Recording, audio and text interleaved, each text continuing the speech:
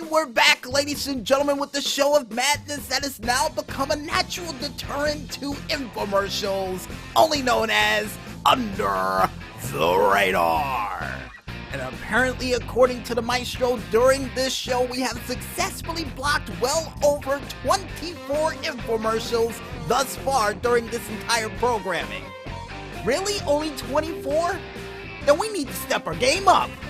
And speaking of stepping up our game, folks, we might as well go ahead and check out what you indie gamers out there got planned for screenshots and whatnots from the Twitterverse from this past weekend and beyond for another edition of the Four Squared Delight. And the first screenshot that we have up comes from the Twitter page of Baby Robot Games, nice Twitter name as always, with their said game, Project Atlas. And the screenshot that they provided for this week shows our shadowy friend here actually not only gliding up the side of the wall in the shadows, but sneaking past the side of a wall that almost got hit by a camera light, only to jump, sneak up the side of another wall, only to just get eye contact with one of the enemies before the cameras all went black. Which I got a feeling that she decided to turn off the cameras so people would not see what she's about to do to that guard. And this game still reminds me of a combination of, I guess, the character from Static Shock with a little hint of Assassin's Creed in there as well. And also a splash of Dishonored if it took place in the distant future, which it doesn't. And here's hoping in the near future for this game, since the maestro said we've mentioned it before, but like we say all the time around here, it never hurts to mention a game more than once. Here's hoping that you can actually take control of the billboards that are around you as well, to actually use your shadow powers on them to grab somebody through that and take them out. Yeah, truly master the shadows in the best way you can, by pulling people through it from faraway distances. Yeah, Maestro said it could be possible, but not too entirely sure if it is for this game. Well, our fingers are crossed hoping for it. And the next screenshot that we have up comes from the Twitter page of Jizzalt Game with their game, Jizzalt, Steam, and Cinder. And the screenshot that they proved for this week that this game is made out of Steam and Cinder would show a lovable horse that I got a feeling is robotic with the gears that is coming out the side of it, be pulling a giant oversized wagon that reminds me of something from out of the Oregon Trail. And at the same time, to prove that the horse is still alive, its ears flop a little bit and it neighs a little bit with steam coming out the side of it. Not bad. And this automatically reminds me of something from the movie Wild Wild West, with the exception that it's not a giant oversized spider that's mechanical, but a horse. Wish they would have added that in the movie. And here's hoping in the near future that this steampunk-like horse can actually turn into a flying vehicle.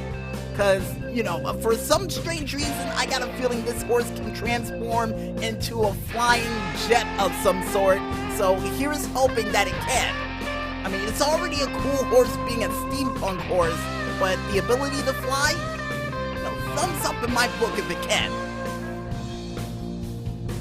And the next screenshot that we have up, besides, I guess, steampunk horses, comes from the Twitter page of Sandwich Colonial with their game, VHR. And this game, with the screenshot that they provided for this week, which shows our hero in a car actually drifting along the side of a beach, all while making his way up a giant oversized track that leads into the friendly skies for him to drift alongside that as well, automatically reminds me of a combination of Cruisin' World with a little hint of Ridge Racer in there as well. Now, which Ridge Racer? I would have to say Ridge Racer Revolution in the intermediate track, because that was also by a beach with a large jump that you had to take. And here's hoping in the near future for this game, besides the cool music that they have a soundtrack for that you can get, also a chance for you to actually customize your own car to truly get the most out of this track in the quickest of times. And according to the Maestro, why isn't that car that's on the screen right now fast enough for you?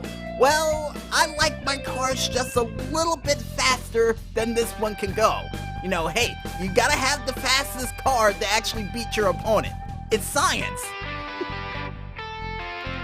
And speaking of scientific or supernatural-like things, folks, the next screenshot that we have up comes from the Twitter page of Proteus Games with their game, Proteus. Or Produce? No, we'll go with Proteus just in case. And the screenshot that they provided for this week shows our hero once again using that electro railgun to take out a whole bunch of demons while hopping his way over pools of lava, only to take out the last enemy with a gigantic rail-like blast to land on the other side of this giant oversized chasm of lava and hellfire. And this game automatically reminds me of a combination of not only Doom, but a little hint of Metroid Prime for some strange reason, probably because of the fact that it's all in helmet view while you're taking out these enemies. And I do believe that's a reflection of a girl at the bottom of the HUD system that's on this helmet. And according to the Maestro, it is. Nice! Now, here's hoping in the near future, and I do believe we mentioned this in weeks prior when it came to this game, a chance to actually customize your weapons to shoot different forms of lightning, but now, come to think of it, here's hoping in the near future for this game that these weapons have different elements attached to it as well. Because I got a feeling there's going to be an electrical type enemy that you would have to fight during this game. So maybe something that involves ice to just freeze the enemies and punch them? Yeah, here's hoping that you can do that too. And Maestro would chime in by saying, how in the world would you be able to pull that off? Well, it's a game where you're fighting a whole bunch of demons over hellfire, so I got a feeling they'll find a way. Trust me, they will. And the last but not least screenshot that we have up for this week comes from the Twitter page of Resputula, or Resily Butula.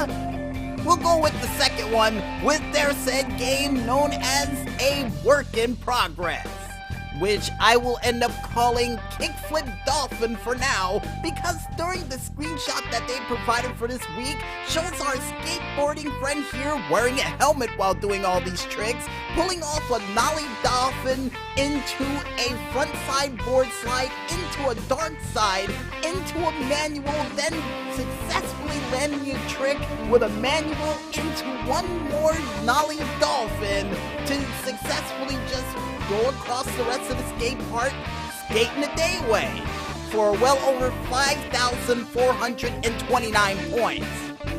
Great trick combo too. And this game automatically reminds me of a combination of the earlier sim games with a little hint of Tony Hawk Pro Skater with a splash of skate in there as well. And he would say above this said screenshot, making a skateboard game without any skating knowledge or skating experience. But to quote what Ryan Langley would say, just need Tony Hawk Pro Skater experience. And he would say that he has. Nice! Now, speaking of Tony Hawk, the only thing I hope for in the near future for this game, besides an awesome soundtrack, is possibly a chance for you to create your own trick. The only thing I hope for in the near future for this game, and Maestro added in a chance to create your own skater too, and I would have to agree. Yeah, create your own trick, create your own skater, and I'll be fine. you guys want to check out any other cool screenshots and whatnots from the Twitterverse from this past weekend and beyond yourselves, you can head on over to the screenshot pages of not only Oliver Snyder's Octo Curio, Playing Indies, Indie Rhymes, Shot_Games, or even under the hashtag of Screenshot Saturday.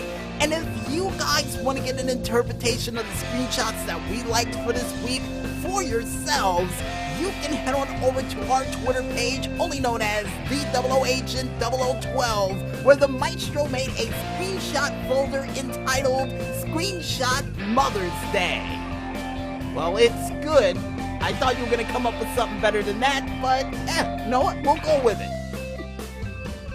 And I guess with that said, folks, we might as well head back into this music once again, and when we return, we'll be back with another back-breaking, spine-tingling edition of the Wild World of Stunts right after this. So don't go anywhere just yet, folks, and stay tuned.